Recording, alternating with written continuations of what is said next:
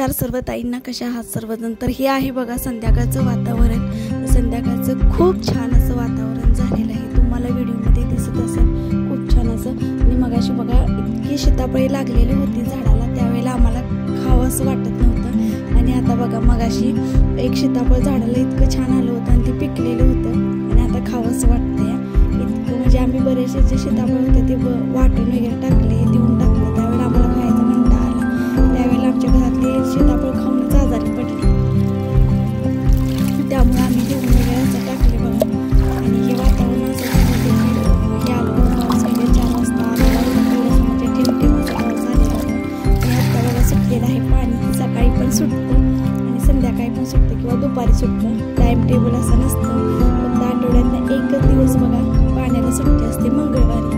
आणि विहिरीला बघा पाणी कसं वाढलेलं आहे, कारण ही जी विहीर आहे ती आमचे जे सासरे होते त्यावेळी त्यांनी काढलेली ती विहीर होती बघा। म्हणजे त्यावेळेची ती विहीर आहे, इतकी खोल आहे विहीर, ती अशी म्हणतात ना पहिल्याचे जे लोक होते त्यावेळेला कशी ते असं डोक्यावरनं पाट्या ते असं म्हणजे दगडं काय ते मोरून वगैरे भरून वरती राहायची, तशा पद्धतीची जी खोल विहीर असते ना तशा पद्धतीची ती विहीर आहे। आत्ताच्या ज्या विहिरी म्हणायला गेलं तर एवढ्या खोल नसतात, पण ही जी विहीर आहे ती अतुलित खोल आहे विहीर।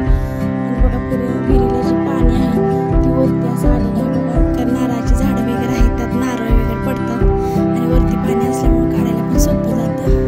आणि बघा मी मगाशी लिंबू आणण्यासाठी इथं आले होते आणि पण जलतण वगैरे तिथं वाढलेले होते साईडला, त्यामुळे मी काही लिंबू जास्त काढला नाही, कारण साप वगैरे भरपूर आता निघायला लागले ते त्या भीतीने।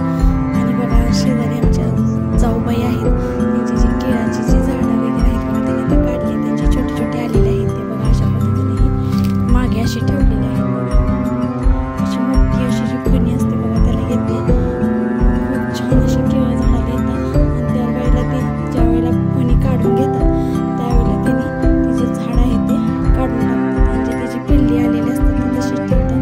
आणि हे जो हॉल आहे बघा तो विहिरीसाठी आहे, ज्यावेळेला आम्ही ओप्याला म्हणजे काय भाजी वगैरे टाकल्यानंतर पाणी वगैरे सोडण्यासाठी ते असं हॉल फिरवला की पाणी येतं, त्यासाठी ती सिस्टीम केलेली आहे। इकडं जो आमचा हत्तीगावात वगैरे लावलेला आहे बघा, शेवळी वगैरे आता पावसामुळे आमच्या त्या अशा उगवून आले, बिया वगैरे पडलेल्या। आणि आजचं जे वातावरण आहे ते खूप छान असं झालेलं आहे।